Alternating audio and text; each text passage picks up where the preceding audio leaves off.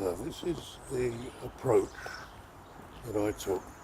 The nearest public car parking is about 300 yards behind me.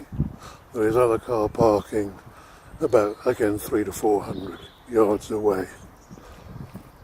I was coming down this road in the car, observant of signs and so on, and I was due to visit an address in the gated community that you can see here. Obviously I couldn't drive into that address because the gates were locked. So I then came along here, and there's a warning there that says CCTV is in operation, and that's for resident access only. So obviously I couldn't go in there. There's a sign on this wall here, and it's about 2.5 meters above where you would be sitting in a car, and it says the Spires private, no through road, residents access only beyond this point, parking area not suitable for U-turns. So it says nothing about restricted parking. I then drive in here, and obviously on my left there's a double yellow line, so I'm not going to park there. And I come to this point here. Now here there's no signage about parking, and there's a height restriction of 2.2 metres. So I drove through here and into this parking area that you see here.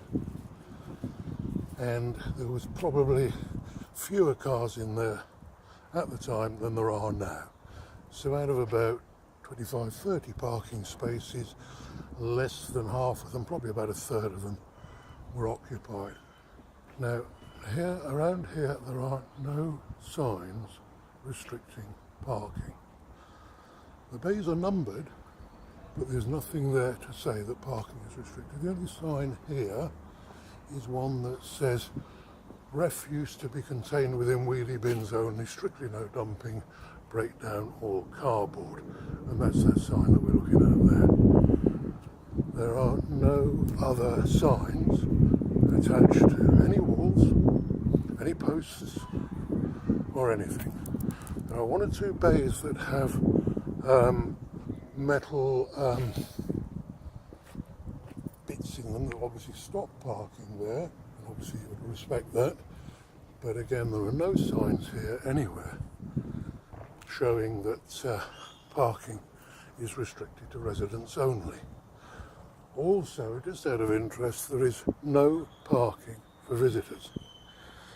Any visitor coming to this site would have a walk of possibly a quarter of a mile, maybe more, to come and visit their friends or deliver their milk or deliver their groceries or whatever it might be. So that's it, and there are no signs here at all about parking. It was in this area, in fact it was at that point there where I parked on the day in question.